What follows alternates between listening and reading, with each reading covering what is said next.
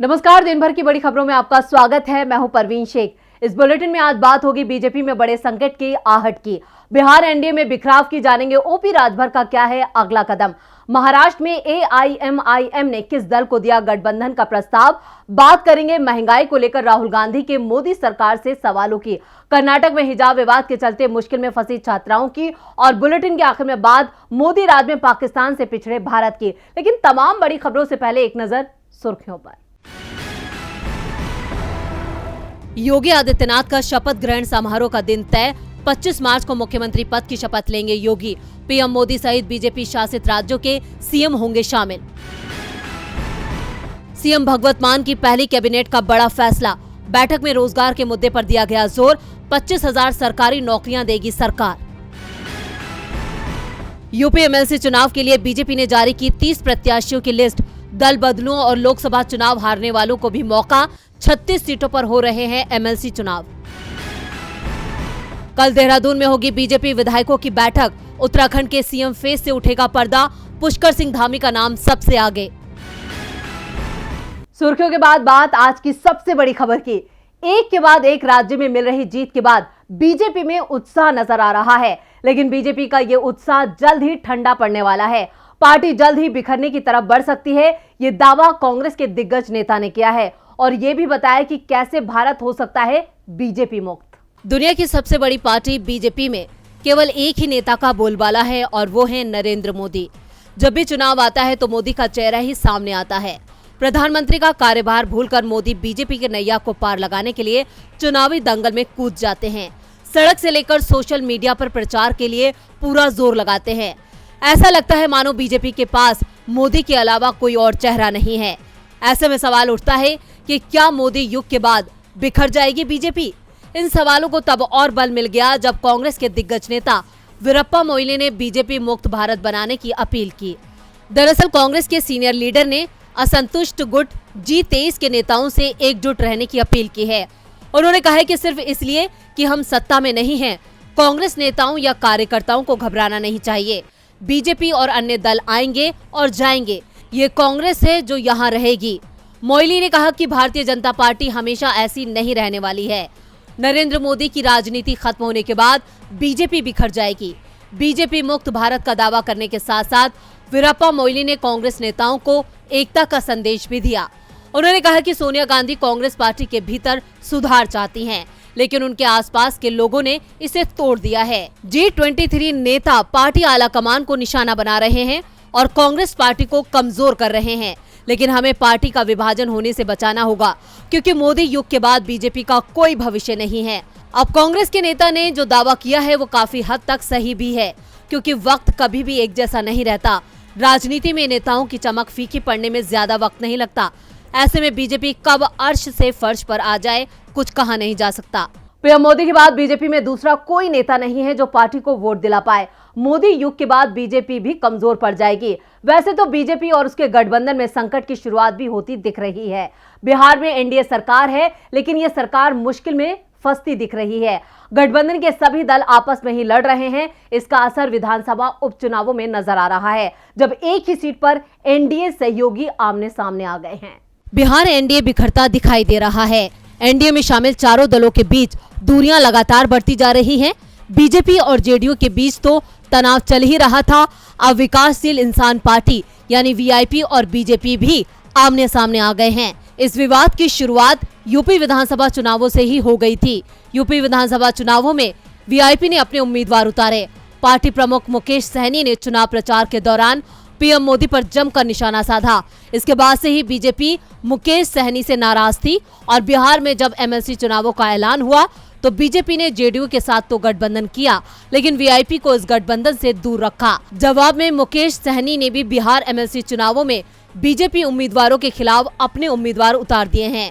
VIP के इस फैसले से बीजेपी नेताओं का गुस्सा और बढ़ गया है, और अब बीजेपी की ओर से सहनी को एनडीए से अलग करने की तैयारी शुरू कर दी गई है। इसकी झलक विधानसभा उपचुनावों में दिखाई देने लगी है। एनडीए में वीआईपी के कोटे की सीट पर बीजेपी ने दावा ठोक दिया है और अपना उम्मीदवार उतार दिया।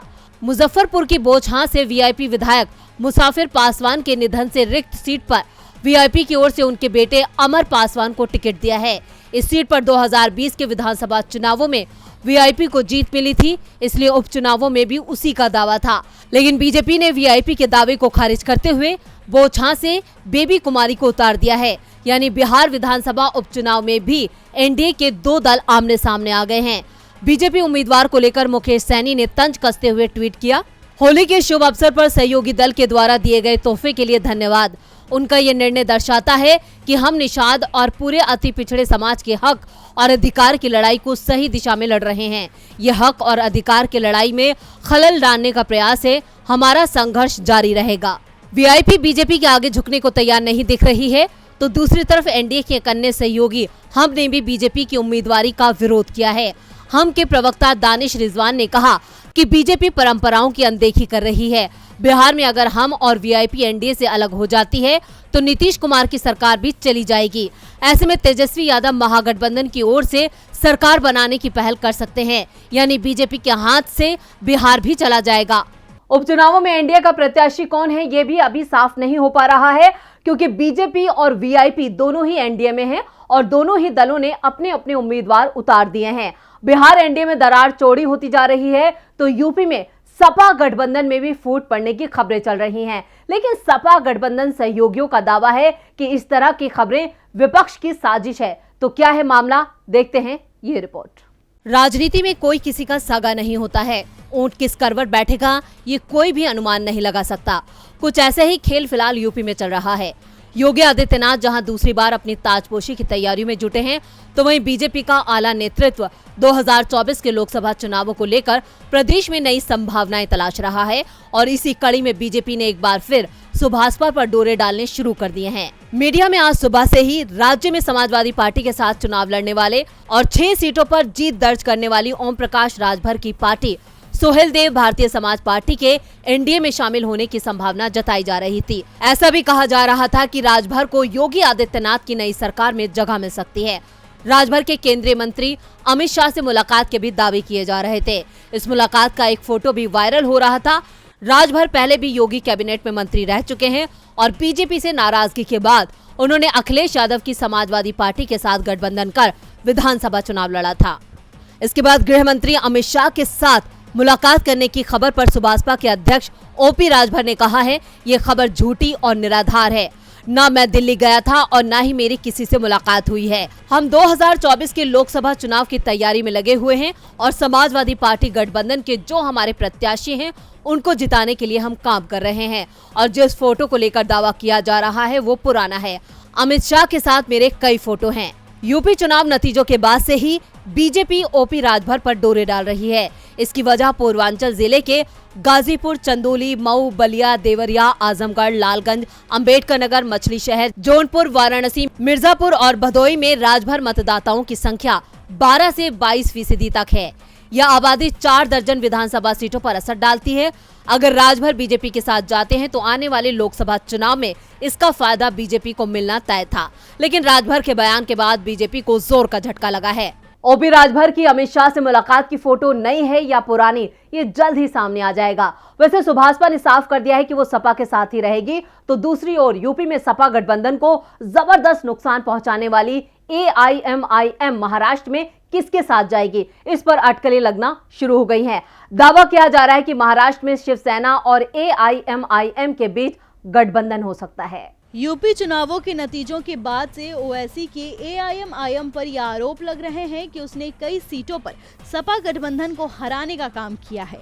AIMIM उम्मीदवारों ने सपा के वोट में सेंधमारी की, जिससे बीजेपी को 1 दर्जन से ज्यादा सीटों पर जीत मिल पाई। विपक्ष तो AIMIM को बीजेपी की बी टीम भी बताने लगा है, लेकिन ओवैसी इस बात को नकार रहे हैं।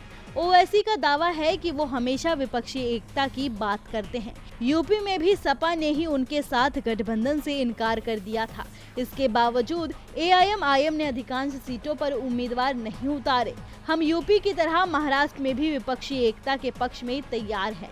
महाविकास अघाड़ी गठबंधन यानी MVA के साथ AIMIM सहयोग के तौर पर तैयार दिख रहा है। इस बीच राज्य AIMIM अध्यक्ष और औरंगाबाद से सांसद सैयद इम्तियाज जलील ने बीएमसी चुनावों में एमवीए के साथ गठबंधन का प्रस्ताव दिया। राष्ट्रवादी कांग्रेस पार्टी के नेता और उद्धव सरकार के स्वास्थ्य मंत्री राजेश टोपे से मुलाकात के बाद इम्तियाज जलील ने कहा कि ये हमेशा आरोप लगाया गया है कि एआईएमआईएम मुस्लिम वोटों को विभाजित कर भाजपा को चुनाव जीतने में मदद करता है। इन आरोपों को खारिज करने के लिए मैंने टोपे को एक प्रस्ताव दिया है कि हम एनसीपी और कांग्रेस के साथ गठबंधन करने के लिए तैयार है। उन्होंने हमारी इस पेशकश पर अभी कोई टिप्पणी नहीं की है।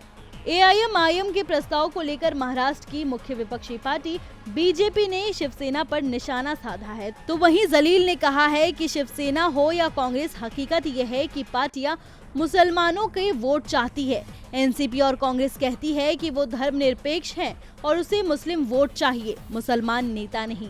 एआईएमआईएम के प्रस्ताव पर शिवसेना सांसद संजय राउत ने कहा कि ओवैसी से गठबंधन कभी नहीं हो सकता है। गठबंधन की चर्चाओं से ही महाराष्ट्र राजनीति में उबाल आ गया है।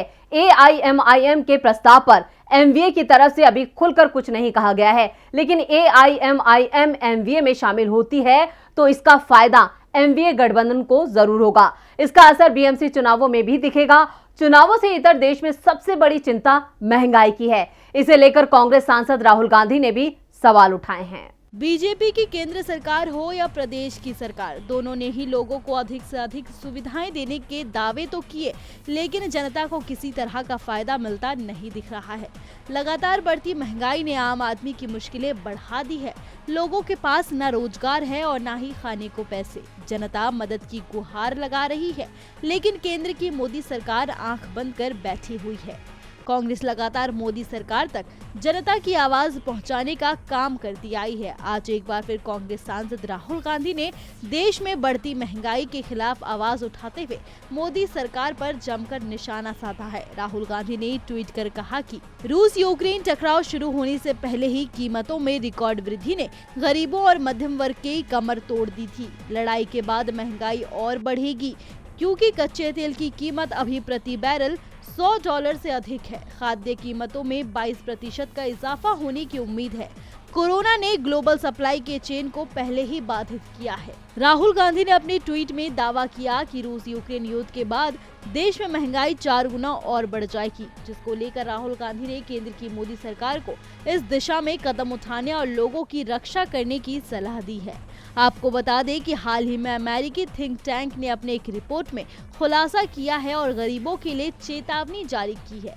थिंक टैंक ने कहा है कि लड़ाई की चपेट में आकर दुनिया के 4 करोड़ से ज्यादा लोग आर्थिक गरीब हो सकते हैं। अब देखना ये होगा कि मोदी सरकार देश की जनता को कितना राहत देने का काम करती है। महंगाई से देशवासी परेशानी में हैं और डीजल पेट्रोल को लेकर भी चिंता अलग है। पहले से ही इनकी कीमतें लोगों को परेशान कर रही हैं और सरकार इनकी कीमतें बढ़ाने के संकेत दे रही है। ऐसे में आने वाला वक्त और मुश्किलों भरा हो सकता है।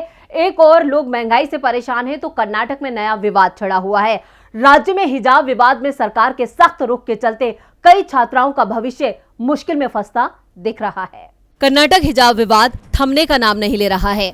हर दिन हिजाब विवाद एक नया मोड़ लेता नजर आ रहा है। कर्नाटक हाईकोर्ट के फैसले को सुप्रीम कोर्ट में चुनौती दी गई है। दूसरी ओर राज्य में फिर हिजाब विवाद से जुड़ा मामला सामने आया है। कर्नाटक की उपीनागरी में परीक्षा देने आई 231 मुस्लिम छात्राओं ने हिजाब उतारने से इनकार कर दिया और परीक्षा दिए बिना घर वापस लौट गए। दरअसल कॉलेज ने कुछ छात्राओं को हिजाब पहनकर परीक्षा केंद्र में जाने की अनुमति नहीं दी, जिसके कारण छात्राओं ने कैंपस में जमकर विरोध प्रदर्शन किया। इसके चलते कैंपस में तनाव का माहौल बन गया। प्रदर्शन करने वालों में पुरुष भी शामिल थे और महिलाओं को हिजाब पहनकर परीक्षा में बैठने की अनुमति देने की मांग कर रहे थे, जिसके बाद कॉलेज ने हाईकोर्ट के आदेश का हवाला देते हुए कहा कि कोर्ट के आदेश का उल्लंघन करने वाला परीक्षा में शामिल नहीं हो सकेगा। आपको बता दें कि हाल ही में कर्नाटक हाईकोर्ट ने हिजाब मामले में फैसला सुनाते हुए स्कूल कॉलेजों में हिजाब पहनने की इजाजत मांगने वाली सभी याचिकाओं को खारिज कर दिया था। कोर्ट ने अपने फैसले में कहा कि हिजाब पहनना इस्लाम का अनिवार्य हिस्सा नहीं है। तो वहीं दूसरी तरफ कर्नाटक की बीजेपी सरकार ने भी ये साफ कर दिया कि हाईकोर्ट के फैसले के बाद जिन छात्राओं ने परीक्षा का बहिष्कार किया है उन्हें दोबारा परीक्षा देने का मौका नहीं दिया जाएगा। सरकार के इस फैसले के बाद कई छात्राओं के आगे संकट खड़ा हो गया है। और बुलेटिन के आखिर में बात मोदी राज में पाकिस्तान से पिछड़ते भारत की। दुनिया का सबसे खुशहाल देश कौन सा है? इस सवाल का जवाब है फिनलैंड। जी हां, सबसे खुशहाल देश की रैंकिंग में फिनलैंड लगातार 5वें साल अव्वल है। इसके साथ ही शीर्ष 5 देशों में डेनमार्क, आइसलैंड, स्विट्जरलैंड और नीदरलैंड शामिल हैं। सबसे ज्यादा चौंकाने वाली बात यह है कि हमारा पड़ोसी मुल्क पाकिस्तान भी हमसे आगे निकल गया है। क्या है पूरी खबर, देखते हैं ये रिपोर्ट। मोदी सरकार देश में हालात सुधरने के चाहे लाख दावे करती हो, लेकिन सच्चाई इसकी बिल्कुल उलट है। शुक्रवार को संयुक्त राष्ट्र की ओर से जारी वर्ल्ड हैप्पीनेस रिपोर्ट 2022 ने देश में खुशहाली की पोल खोल के रख दी है। सबसे खुशहाल देश की रैंकिंग में फिनलैंड 5वें साल भी पहली पोजीशन पर बना हुआ है। इसके साथ ही टॉप 5 देशों में डेनमार्क, आइसलैंड, स्विट्जरलैंड और नीदरलैंड ने जगह बनाई है। अमेरिका 16वें और ब्रिटेन 17वें पायदान पर है। अब बात करें भारत की, तो हमारा देश इस रैंकिंग में 139वें स्थान पर है। सबसे खास और चौंकाने वाली बात यह है कि पड़ोसी मुल्क पाकिस्तान 121वें स्थान पर है। शुक्रवार को जारी हुई लिस्ट में सर्बिया, बुल्गारिया और रोमानिया कुछ ऐसे मुल्क हैं जहां बेहतर जीवन जीने के हालात काफी सुधरे हैं। वहीं लेबनान, वेनेजुएला और अफगानिस्तान ऐसे देश हैं जो कि इस लिस्ट में अंतिम पायदान पर हैं। लेबनान इन दिनों आर्थिक मंदी का सामना कर रहा है। ये देश सूची में 144वें स्थान पर है, जबकि जिम्बाब्वे 143वें स्थान पर है। पिछले साल अगस्त में तालिबान के फिर से सत्ता में आने के बाद से युद्ध से पीड़ित अफगानिस्तान पहले से ही इस सूची में सबसे नीचे है। यूनिसेफ की तरफ से अनुमान जताया गया कि अगर अफगानिस्तान की मदद नहीं की गई तो वहां 5 साल से कम उम्र के 10 लाख बच्चे इस सर्दी में भुखमरी का शिकार हो सकते हैं। यूक्रेन संकट से पहले बनाई गई थी रिपोर्ट। दुनिया के सबसे खुशहाल देशों की लिस्ट 10 सालों से तैयार की जा रही है। इस लिस्ट को तैयार करने के लिए लोगों की खुशी के आकलन के साथ साथ आर्थिक और सामाजिक आंकड़ों को भी देखा जाता है। इसकी गणना के लिए 3 साल के आंकड़ों को लिया जाता है। इसके साथ ही खुशहाली को 0 से 10 अंक तक के पैमाने पर आंका जाता है। हालांकि संयुक्त राष्ट्र की ये रिपोर्ट रूस के यूक्रेन पर आक्रमण करने से पहले ही तैयार हो गई थी। इस वजह से इस लिस्ट में रूस 80वें और यूक्रेन 98वें नंबर पर है। वर्ल्ड हैप्पीनेस रिपोर्ट में कोरोना महामारी के पहले और बाद के समय का इस्तेमाल किया है। वहीं लोगों की भावनाओं का तुलनात्मक अध्ययन करने के लिए सोशल मीडिया से भी आंकड़े जुटाए गए हैं। सूची में शामिल 18 देशों में चिंता और उदासी में वृद्धि देखी गई, लेकिन क्रोध की भावना में गिरावट देखी गई है। जहां तक भारत का सवाल है तो इस लिस्ट में पाकिस्तान से भी पिछड़ जाना ये बतलाता है कि मोदी सरकार के 8 साल के कार्यकाल में अच्छे दिन अब तक नहीं आए हैं। तो आज इस बुलेटिन में बस इतना ही। देखते रहिए डीवी लाइव। नमस्कार।